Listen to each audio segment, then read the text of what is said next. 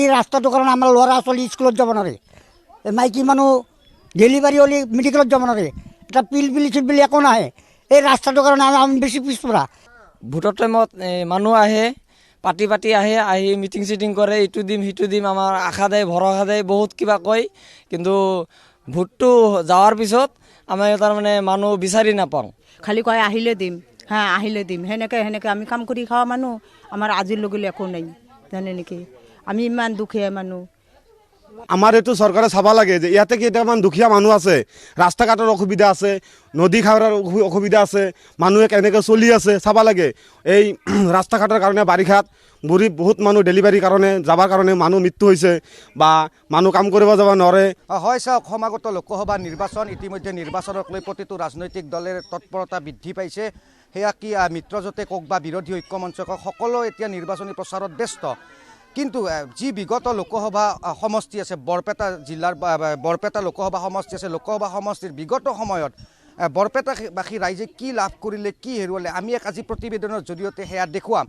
আৰু যিহেতু সমাগত লোকসভা নিৰ্বাচন, সকলো যি নিৰ্বাচনী ৰণডংকা বজাইছে আৰু ভোটাৰসকলৰ কাষলৈ সকলো দলৰ ৰাজনৈতিক দলৰ লগতে প্ৰাৰ্থীসকলে আহি তেওঁলোকে ভোট বিচাৰিব। সেয়ে আমি আজি কিছু ভোটাৰৰ ৰাইজৰ মনৰ কথা ল'বলৈ চেষ্টা কৰিম। আচলতে বিগত সময়ত তেওঁলোকে কি পালে, কি হেৰুৱালে।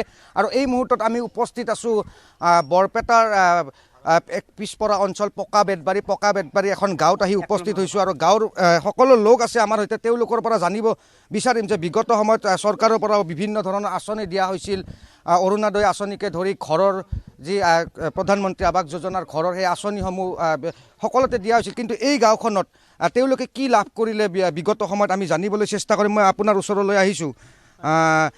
বিগত সময়ত আপোনালোকৰ এই পকা বেতবাৰী অঞ্চল, আপোনালোকে বৰপেটা লোকসভা সমষ্টিৰ অন্তৰ্গত, যে আপোনালোকে বিগত সময়ত চৰকাৰৰ পৰা কি কি আঁচনি লাভ কৰিছে? আঁচনি আমি একো পোৱা নাই। এই ভোটৰ টাইমত মানুহ আহে, পাতি আহি মিটিং চিটিং কৰে, ইটো দিম সিটো দিম, আমাৰ আশা দেয় ভৰসা দেয়, বহুত কিবা কয়। কিন্তু ভোটটো যাৱাৰ পিছত আমি তাৰমানে মানুহ বিচাৰি নাপাওঁ। কিবা এটা দৰকাৰী কাৰণে গেলেও আমাৰ তাতে পইচা খোজে যে ইমান দিব লাগিব, সিমান দিব লাগিব। আমি গুৰুত্বপূৰ্ণ কিবা কামৰ কাৰণে সুবিধা একো নাপাওঁ। আপোনালোকে ঘৰ পাইছেনে নাই? ঘৰ পোৱা নাই। আমাৰ ইভাগে কমেই পাইছে, একজন পাইছে। এইটো এটা মানুহ, দুখীয়া মানুহ, কাম কৰি খায়, তাহোন ঘৰ পোৱা নাই, আজিলৈকে পোৱা নাই, লেট্ৰিনো পোৱা নাই। এইবাৰ নাম দিছে, পাব বুলি আশা আছে। আৰু আপুনি আপোনাৰ কাষলৈ আহিছোঁ, আপুনি কি লাভ কৰিছে? অৰুণোদয় আঁচনি পাইছে? নাই পোৱা নাই। আমি কয়বাৰ দৰখাস্ত কৰিলোঁ মেম্বাৰ প্ৰেচিডেণ্টৰ তাতে, মোক দিয়া নাই।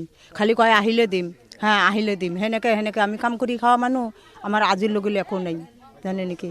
আমি ইমান দুখীয়া মানুহ, সেইটোৱে আমাৰ কথা। আমাৰ মতাটো মৰছে না, আমাৰ কায়ো নাই। মই সেনেকৈ খাই আছোঁ কাম কৰি, তথাপি তাহাৰ কোনো এটা বস্তুৱে আমাৰ দিয়া নাই চৰকাৰৰ পৰা। নিৰ্বাচন আহিছে, নেতাই ভোট বিচাৰি আপোনালোকৰ কাষলৈ আহিব, ভোট বিচাৰিব, কি ক'ব? তেতিয়াহ'লে আহিছে, আহি কৈছে ভোট দিলে সেইটো দিব। তাৰপিছত তাহাৰ ওচৰত গেলি একো নাই। এইটো গাঁৱৰ মানুহ গুন্তি নকৰে আমাৰ সেইটো চাইডৰ মানুহ। তাহাৰ চাইডতো যি কৰিব লাগে তাহন কৰি আছে, ৰাস্তা ঘাট ঘৰ চৰ তাহন কৰি আছে তপন মেম্বৰে। ঘৰ পোৱা নাই? নাই, ঘৰটো আমি একটা পাইছোঁ, আমাৰ এই পঞ্চায়তৰ পৰা নবী ছেক্ৰেটাৰী কৰি দিছিল। মই এখন ঘৰ পাইছোঁ, মিছা নকওঁ। ঘৰ পাইছে? অৰুণোদয় নাই, পোৱা নাই। কি ক'ব? তাৰমানে যিটো আপোনাৰ কেৱতপাৰা, যিটো আমাৰ পূব কেতপাৰা বুলি কয়, আমাৰ যিটো 6 নম্বৰ ৱাৰ্ড আছে, পাকা বেতবাৰী পাম বুলি কয়, এই মানুহ কেইটা দেখক আপোনাৰ 70 বছৰ 60 বছৰ হৈ গৈছে, সেইবিলাক মানুহে অৰুণোদয় আঁচনি নাপায়। আৰু আমাৰ এই ধনী মানুহে অৰুণোদয় আঁচনি পায়। মোৰ আইপা আছে, সি 70 বছৰ হৈ গৈছে, আজিলৈকে অৰুণোদয় আঁচনি নাপায়। প্ৰেচিডেণ্ট তাতে যাওঁ, কোনো এপ্লাই নিদিয়ে, মেম্বাৰ তাতে যাওঁ, কোনো নিদিয়ে, সাৰা শব্দ নিদিয়ে। গতিকে আমাৰ এইটো চৰকাৰে চাব লাগে যে ইয়াতে কেইটামান দুখীয়া মানুহ আছে, ৰাস্তা ঘাটৰ অসুবিধা আছে, নদী খাৱৰাৰ অসুবিধা আছে, মানুহে কেনেকৈ চলি আছে চাব লাগে। এই ৰাস্তা ঘাটৰ কাৰণে বাৰিষাত বহুত মানুহ ডেলিভাৰীৰ কাৰণে যাবৰ কাৰণে মানুহ মৃত্যু হৈছে বা মানুহ কাম কৰিব যাব নোৱাৰে, চলিবিলাক স্কুলত যাব নোৱাৰে, পিছ পৰি আছে এইটো ৰাস্তাটো। গতিকে আপোনালোকে সাংবাদিক বন্ধু আপোনালোকে আহিছে, আপোনালোকে যেনেকৈ পাৰে আমাৰ এইটো গাঁৱটো উঠাব লাগে। আৰু অৰুণোদয় আঁচনিটো ঘৰে ঘৰে আমাৰ চৰকাৰে ইনকুৱাৰী কৰিব লাগে যে কোনে মানুহে পোৱা নাই, কোনে মানুহে পাইছে, আৰু দুখীয়া মানুহে পাৱাৰ যোগ্য সি পাব লাগিব। ধন্যবাদ। ধনী মানুহ পাইছে, আমাৰ দুখীয়া মানুহ পোৱা নাই। মোৰ আইবাই পোৱা নাই, 70 বছৰ বয়স হৈ গৈছে, ঘৰ পাইছে নেকি? ঘৰো পোৱা নাই আমাৰ আইবা। ঘৰো পোৱা নাই। নহয়, এই গাঁওখনত কিমান লোক আছে? ইয়াতে মোটামুটি আছে বহুত, মোটামুটি আপোনাৰ 4-500 মান আছে। 4-500। আৰু দেখা হৈছে যে বিজেপি মিত্ৰজোঁটৰ চৰকাৰ আছে, নিৰ্বাচন আহিছে, তাৰো উপৰি ইয়াত এগৰাকী বিধায়ক আছে জাকিৰ হুছেইন চিকদাৰ। তেখেতে আপোনালোকৰ এই গাঁওখনৰ কিবা খবৰ ৰাখে? একো নহ'লে, একো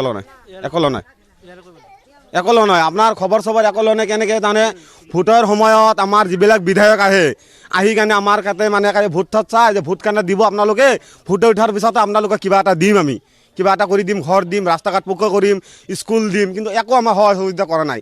জাকিৰ ML হওক, যি হওক, কিন্তু ML বহুত হৈছে, কিন্তু আজিলৈকে আমাৰ এইটো ৰাস্তাৰ বা এইটো গাঁৱৰ মানুহৰ কোনো সহায় সুবিধা পোৱা নাই। কাৰো পৰা আপোনালোকে একো এই পৰ্যন্ত চৰকাৰৰ পৰা হওক সুবিধা একো লাভ কৰা নাই দিয়ক।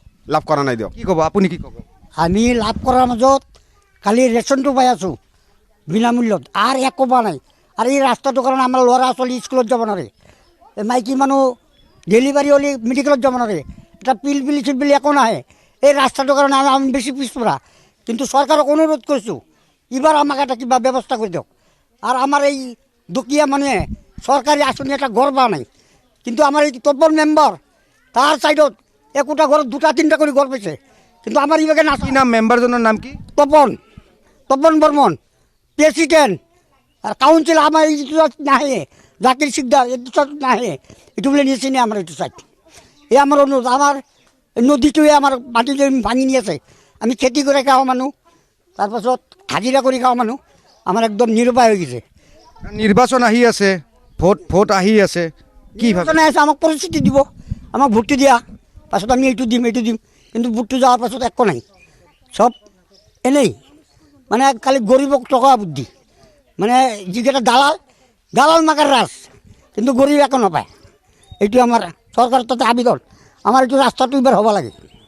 নিশ্চিতভাৱে কেইবাটাও ইয়াত এইখন গাঁও আছে, এই গাঁওখনৰ কেইবাটাও সমস্যাৰ সন্মুখীন হৈ আছে গাঁওবাসীয়ে। ইতিমধ্যে তেওঁলোকে উল্লেখ কৰিছে যে তেওঁলোকৰ যিটো অহা যোৱা কৰা ৰাস্তা সেইটো অতি বেয়া, আৰু তাৰোপৰি এই যি গাঁওখন আছে, গাঁওখনত কিন্তু কোনো ধৰণৰ চৰকাৰী আঁচনি বা যি প্ৰধানমন্ত্ৰী আৱাস যোজনাৰ ঘৰ একো পোৱা নাই। আৰু কেইবাগৰাকীও লোক আছে, মই কথা পাতিবলৈ চেষ্টা কৰিম।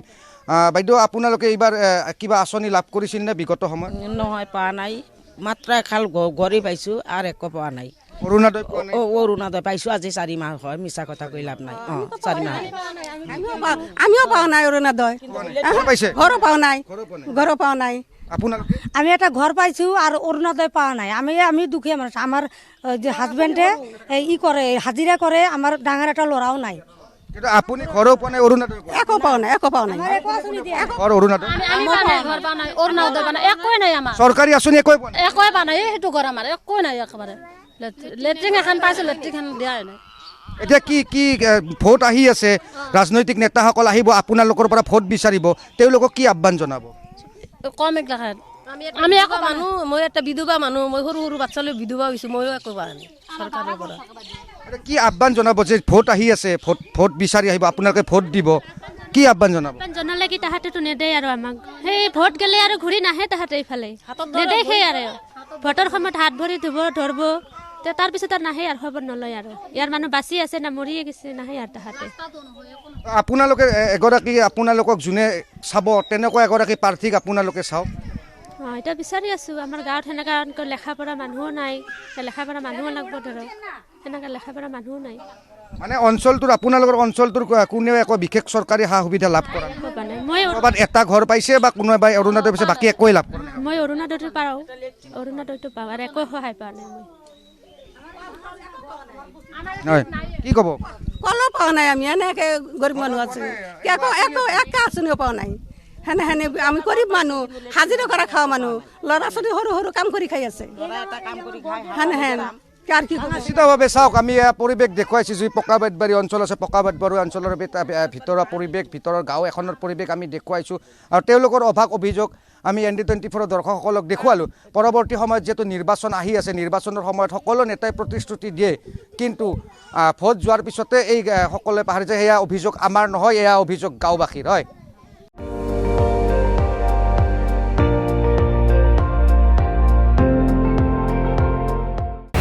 আপুনি চাই আছে ND24, সৰ্বশ্ৰেষ্ঠ নহয়, সৰ্বোত্তমৰ দৌৰ।